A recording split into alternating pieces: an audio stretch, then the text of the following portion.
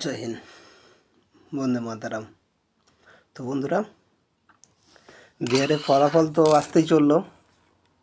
কি মনে হচ্ছে, এখনও চেষ্টা করবে? হ্যাঁ ভাই, বিজেপি জিতে গেছে, আর দেখে লাভ নেই। নিউজ চ্যানেল যেটা বলেছিল সেটাই, 160 170। সে তুমি যাকেই ভোট দাও না কেন, ভোট তো বিজেপিতেই পড়বে। তার জন্য আমার মনে হয় যে দেশের সুপ্রিম কোর্ট থেকে এটা বলা দরকার আছে, ঘোষণা করা দরকার আছে যে যে রাজ্যটা বিজেপি পছন্দ করছে, যে রাজ্যটাই আসতে চাইছে, বেকার ইলেকশন করে কোনো লাভ নেই। সে রাজ্যে ঘোষণা করে দেওয়া উচিত যে বিজেপি আই থেকে ক্ষমতায় থাকবে। কারণ বেকার মানুষের সময় নষ্ট হচ্ছে, পয়সা নষ্ট হচ্ছে। দেশের তো এমনি আর্থিক অবস্থা খুবই সুন্দর, ওয়ার্ল্ড ব্যাংকে 1 নম্বরে আছি আমরা এখন ঋণে।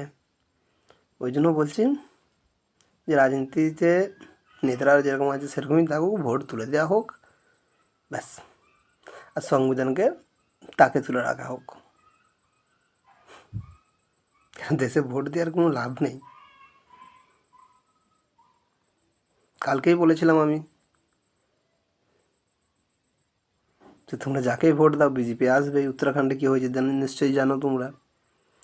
একটা মানুষ 22 জনকে ভোট দিতে পারে, সে কিন্তু আমার দেশেই নয়। সে আমার দেশের নাগরিক না, বিদেশের নাগরিক। তাহলে আর কি, আশা করো তোমরা? ভাই, আশা ছাড়ো, বিজেপি সব হয়ে গেছে। চলো, জয় হিন্দ, বন্দে মাতারাম।